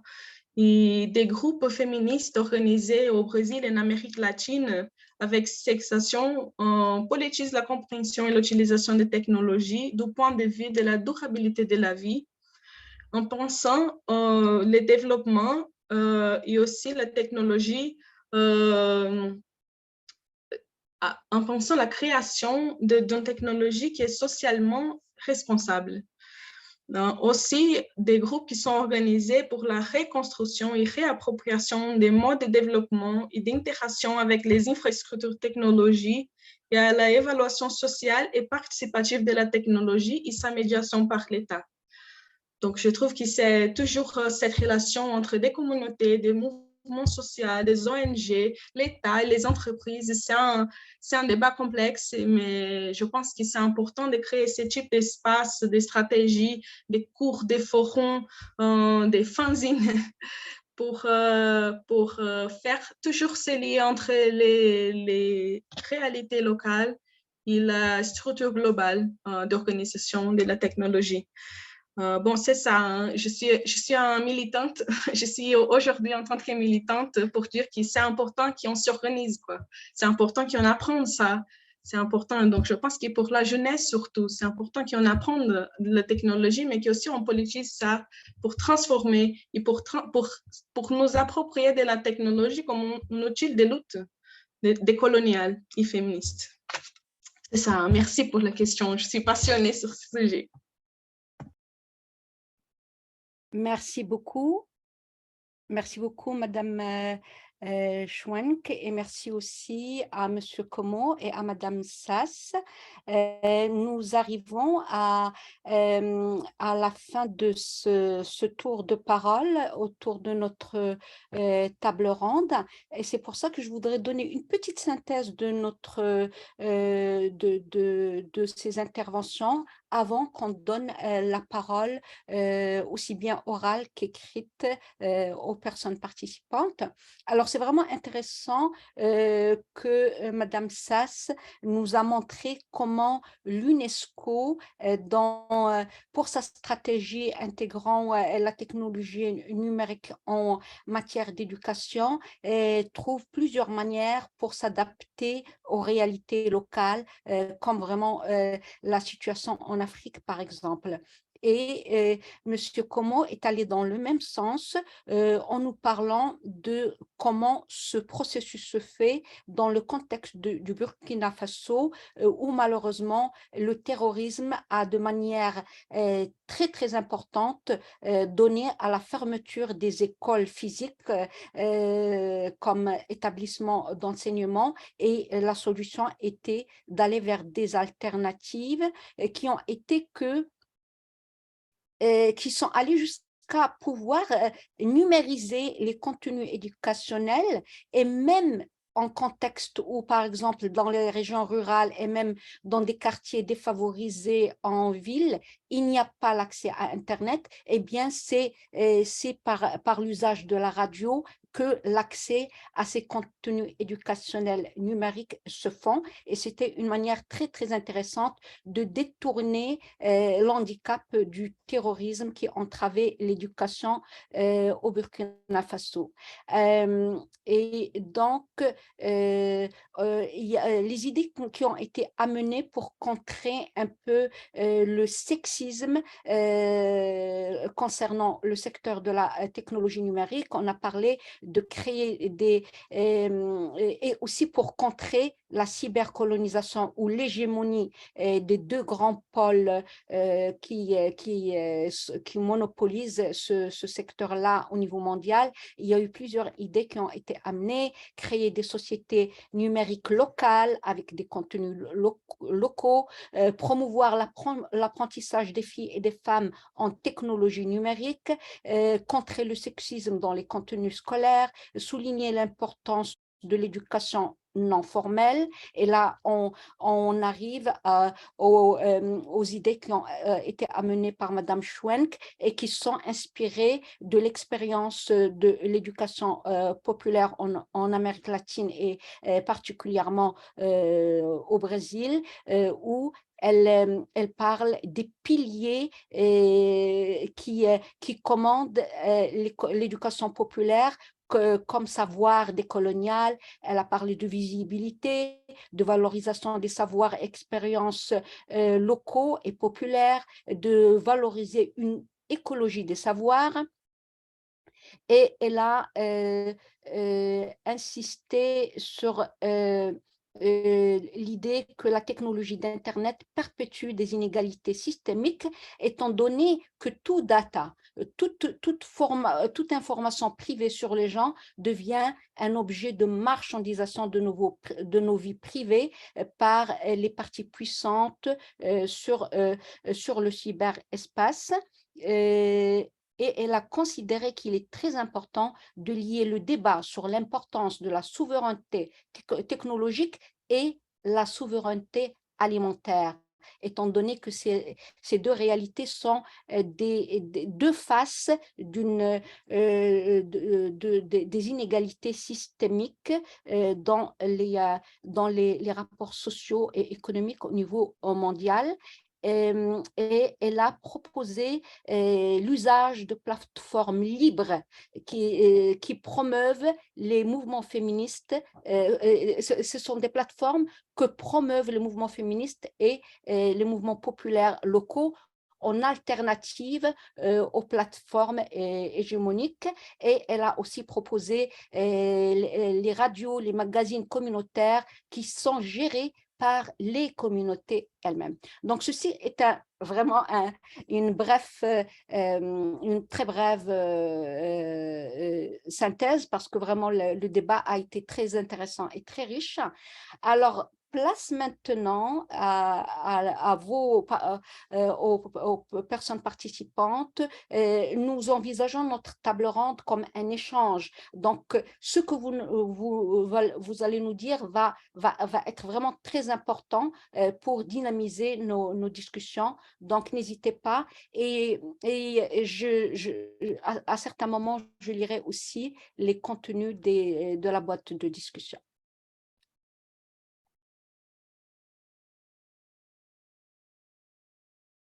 Et aussi, notre délégation jeunesse, n'hésitez pas à participer à la discussion. Votre perspective est très importante pour nous aussi. Oh, Madame Dioro Ndiaye, bienvenue. La parole est à vous, Dioro. Et vous pouvez vous présenter, bien sûr, Madame Dioro. Oui, oui. Bonjour, Mounia.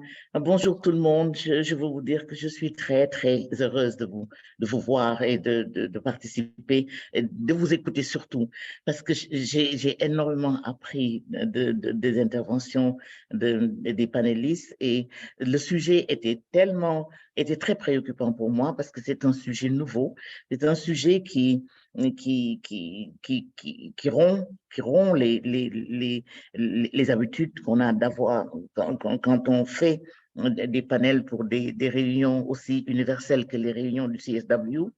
Et je me demandais comment le panel allait être introduit, comment les gens vont recevoir les messages que vous avez vous-même construits. Et ce que je découvre, c'est que d'abord, vous êtes très jeunes. Vous êtes jeunes, les filles, je suis ravie, je suis tellement fière de vous écouter.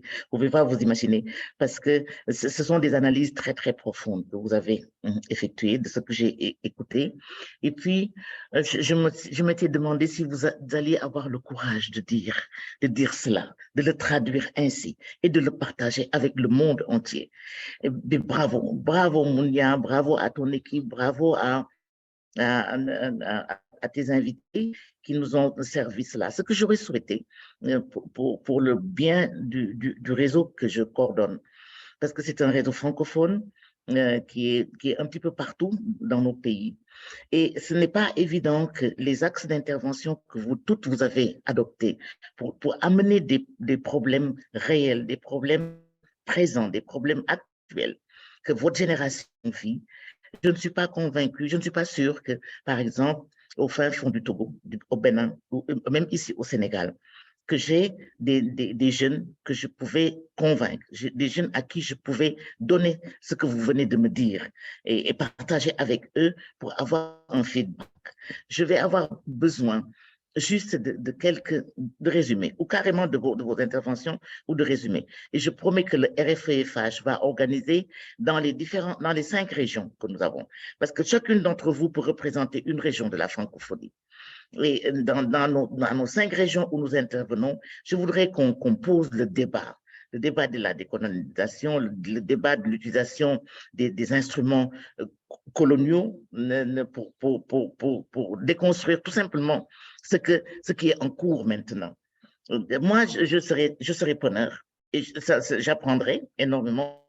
Je ne sais pas si ça ne vous demande pas de travail supplémentaire, mais j'aurais beaucoup apprécié que la COSI nous facilite cela. Ce serait une activité de la COSI et du RFEFH, et ce serait un follow-up du CSW, de la 67e CSW.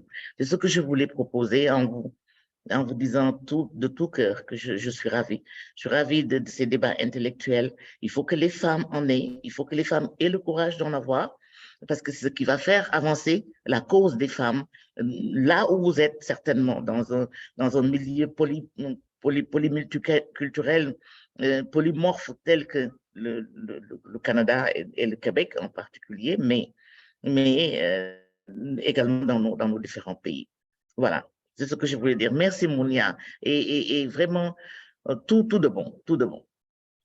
Merci beaucoup, Madame Duro, pour ton intervention. Et on prend cette perspective, aller dans le suivi de la CSW 67 en essayant, à travers la francophonie, là où nous sommes, de se mettre dans cette perspective de décolonisation et de lutte contre les inégalités de genre en matière de technologie. Et je voudrais vous ajouter une chose, Mounia. Il y a dans les conclusions qu'on est en train de négocier, les conclusions agréées de la 67e, de grâce, soyez prudentes et vigilantes et regardez si des idées telles que celles que nous avons développées dans le RFFH et celles que vous êtes en train de construire ici à la COSI, s'il vous plaît, il faut que ça figure. Et la COSI devrait se charger du suivi de ces conclusions agréées. Comment on applique ces conclusions agréées avec les intérêts que nous avons, bien sûr. C'est bien noté et il y aura un suivi. Merci vraiment beaucoup d'avoir souligné cela, Nduro. Je ne vois pas d'intervention pour tout de suite et vraiment, je vais en profiter pour amener des points qui sont dans la boîte de discussion parce que c'est tellement riche et ce serait dommage de manquer cela. Alors, je vais y aller.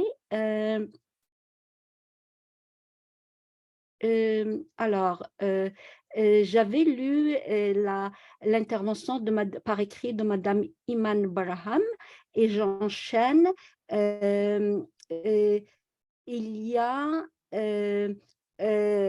Madame Ella Nadej Nzobonimpa qui dit ce serait intéressant un suivi sur l'accès effectif des filles au matériel d'éducation, particulièrement en zone rurale, pour orienter les sensibilisations entre autres. Donc, les zones rurales sont souvent cloisonnées et c'est vraiment important d'avoir amené ça. Merci vraiment, Ella Nadej.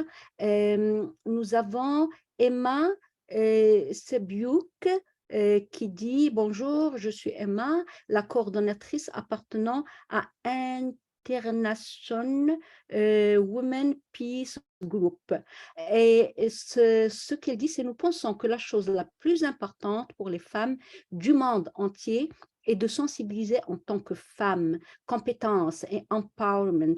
Et à cet égard, nous menons une formation PLTE, Female Peace Lecture Education. Si vous avez des questions ou des préoccupations à ce sujet, veuillez nous contacter. Donc, nous prenons note de cela, Madame Emma. Et il y a vos coordonnées, on les partagera avec plaisir. OK, et puis on a Marie-Ginette Bouchard qui nous dit « J'aimerais souligner le rôle de l'empowerment dans le sens d'une valorisation concrète du leadership des femmes avec les femmes de mérite dans tout le pays. » Et elle parle d'un exemple de matériel au YMCA que nous partageons également. Merci Marie-Ginette.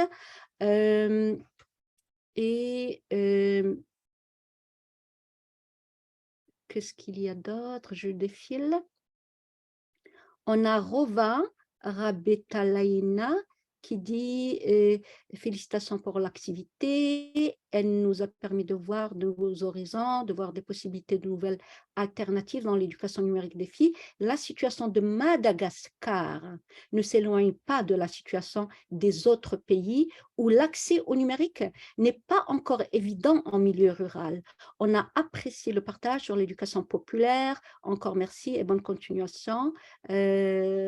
Merci beaucoup, Madame Rova. Qu'est-ce qu'il y a comme OK, ce sont ceux-là les contenus, mais j'ai noté qu'il y a une question par écrit à laquelle les panélistes pourraient répondre. Je vais vous la lire tout de suite.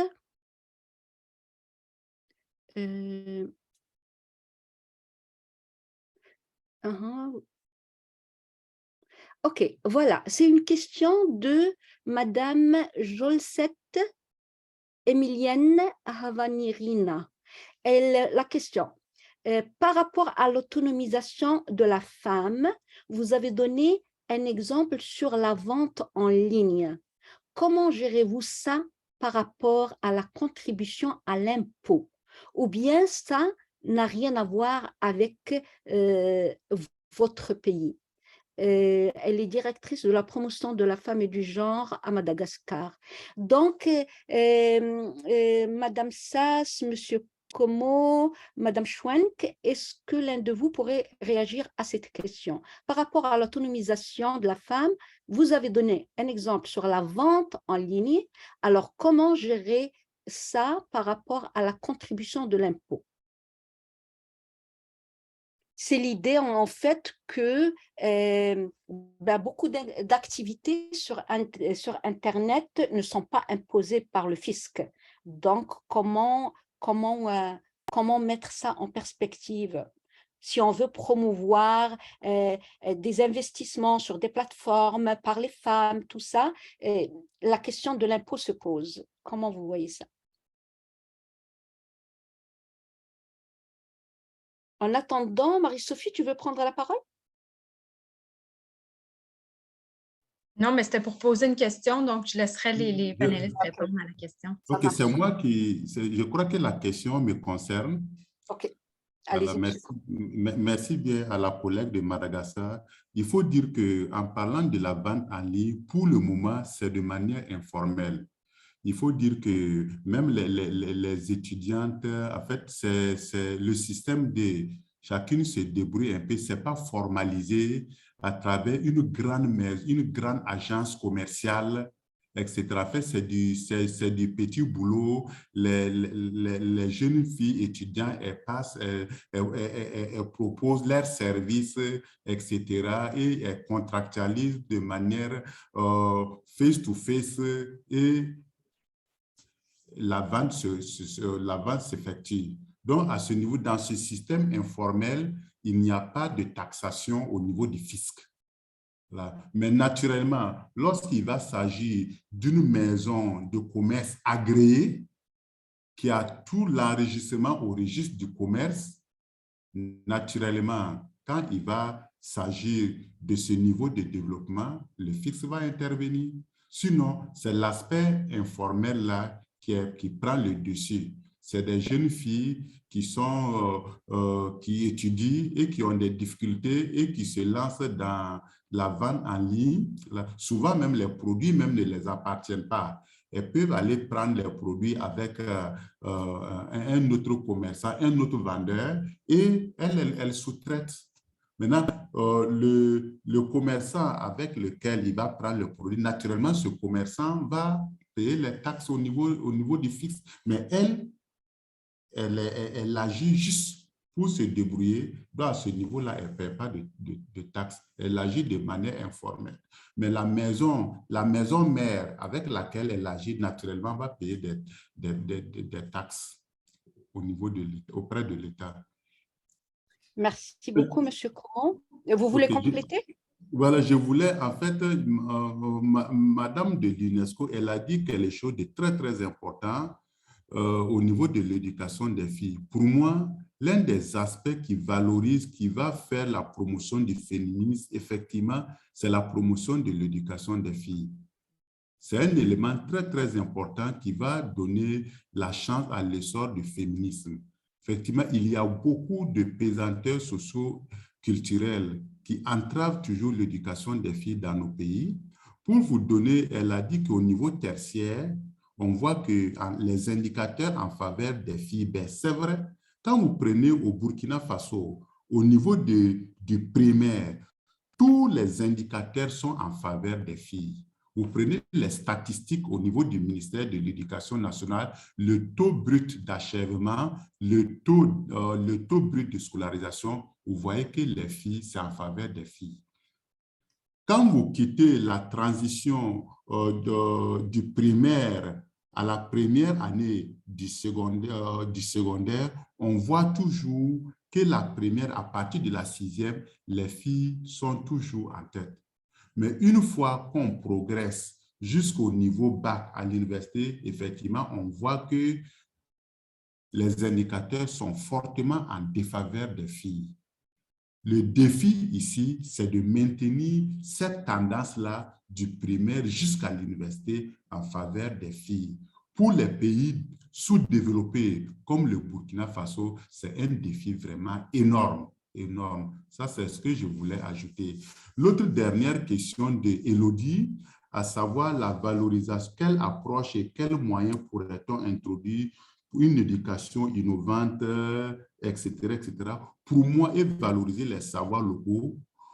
Pour moi, la première des choses, c'est la réforme curriculaire qui part de nos réalités. Ça, c'est un des premiers critères innovants. Quand vous prenez la plupart des écoles du Sud, le rendement interne et externe de l'école est faible parce que notre système éducatif n'est pas adapté.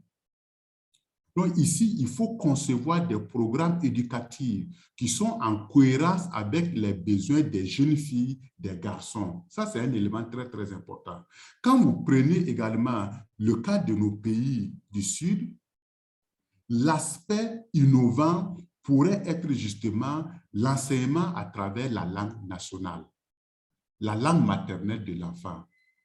Quand vous prenez ici le Burkina Faso, on commence par le français qui n'est pas forcément la langue maternelle de l'enfant. Donc, il y a des expériences qu'on a mis en œuvre avec les OE à travers la coopération suisse. Les enseignements qui se font dans la langue maternelle de l'enfant, à partir de 5 ans, l'enfant a le certificat d'études primaires, alors que les enfants qui sont enseignés dans le français font 6 ans. Donc, voici autant d'innovations tant que l'école n'est pas adaptée au milieu pour favoriser les savoirs locaux. Je crois qu'on aura du chemin à faire. Donc, il y a un principe cardinal de l'éducation qui va du simple au complexe, du local au général. C'est-à-dire que l'enfant doit d'abord connaître son milieu, son pays, avant de faire une ouverture à l'extérieur dans le monde. Alors que généralement, dans nos programmes d'enseignement, on voit plutôt l'Europe, etc., les pays européens, l'Amérique, l'industrie américaine, et ce qui est au niveau local même, on ne l'enseigne pas. Donc, voici autant de réflexions qu'avec l'UNESCO, justement, qui est le leader mondial au niveau de l'éducation, c'est des réflexions que l'UNESCO pourrait porter plus haut pour aider les pays du Sud à promouvoir davantage leur système éducatif et en mettant en valeur les savoirs locaux. Qui dit savoirs locaux? Même les questions de droits, de féminisme, des droits de la femme, à travers même la réforme curriculaire qui est la base de tout, on peut intégrer toutes ces notions-là pour former les jeunes Africains afin que dès le bas âge, il évolue avec cette mentalité de respect des droits de la femme, de respect des droits. Ça, c'est des éléments très, très importants pour briser la barrière patriarcale qui dit que non, c'est l'homme qui fait tout, etc., etc. Alors que généralement, dans nos sociétés, il est démontré, dans nos sociétés africaines, il est démontré que si la femme réussit, elle est plus utile à sa société qu'aux garçons. Parce qu'il y a beaucoup de pesanteurs socio-économiques qui fait que l'homme, une fois qu'il réussit, il est éparpillé. Lorsqu'une femme réussit, elle est utile à elle-même, à la société, à sa famille et au pays. C'est pour ça qu'on dit que éduquer une fille, c'est éduquer une nation. C'est juste ce commentaire-là. Merci beaucoup. Merci infiniment de votre intervention. On est dans les 5 dernières minutes de notre conférence. Donc, je veux ajouter une autre suggestion faite par Marie-Ginette Bouchard. Ce serait intéressant de documenter les méthodes socio-artistiques d'intervention sociale, théâtre, forum, radio, autres, comme alternative au contrôle numérique au Brésil, au Burkina et à l'UNESCO. Donc, elle suggère cela. On va intégrer ça dans nos synthèses de cette table ronde. Et donc, Marie-Sophie, tu as une question? Ah non, ça va parce qu'il y avait, dans la question qui t'a été adressée dans le chat, il y avait de ces éléments-là. Là. Ok, d'accord. Merci beaucoup, Marie-Sophie. Alors, il nous reste vraiment très peu de temps. Tout simplement, n'hésitez pas à lever la main si vous voulez poser une question oralement, mais ce qui a été dans le chat a été aussi intéressant. Et donc, je vais donner un dernier tour de table pour conclure nos conversations. Madame Sass, si vous pouvez dire un petit mot par rapport à tout ça. Oui, déjà, merci beaucoup encore une fois pour l'invitation. Je pense que ça a été une discussion super robuste et intéressante. Moi, je pense que le dernier mot pour moi, ce serait, il faut qu'on voit, il y a beaucoup de discussions en ce moment par rapport à la transformation de l'éducation. Il faut qu'on voit aussi dans l'ère digitale comment on peut utiliser le digital pour non seulement combler les problèmes qu'on a à l'accès à l'éducation, mais aussi à avancer l'égalité de genre. On a entendu parler des partenariats, être à l'écoute des jeunes et des féministes, assurer la sécurité en ligne, pousser plus de filles et des femmes dans ces carrières. Je pense que même la dernière intervention par rapport à utiliser d'autres mots de empowerment comme artistique et social. Je pense qu'il faut créer tout un écosystème parce qu'il n'y a pas, comme j'ai dit au début, il n'y a pas une seule solution, mais on arriverait mieux ensemble. Merci. Merci beaucoup, Madame Sass. Madame Schwenk, un petit mot pour conclure? Ouais, je voudrais vous remercier pour l'invitation aussi, pour ces débats, c'était vraiment riche et intéressant. Alors, c'est ça, hein. J'ai rien à ajouter, j'ai beaucoup appris. Merci beaucoup. Merci beaucoup, Madame Schwenk. Les derniers éléments de réponse aux questions qui étaient sur le chat ont été aussi intéressants parce qu'on a évoqué le commerce en ligne et l'aspect informel de ce commerce en Afrique, le fait que l'impôt n'y soit pas appliqué, sachant que l'impôt dans les plateformes d'Internet n'est pas appliqué à pas mal de choses parce qu'il y a un aspect informel très fort sur le cyberespace. On a parlé de maintenir la tendance en éducation en faveur des filles pour qu'elles aillent très loin dans leur cursus scolaire et on a parlé de contenu éducatif en cohérence avec les besoins des filles et des garçons.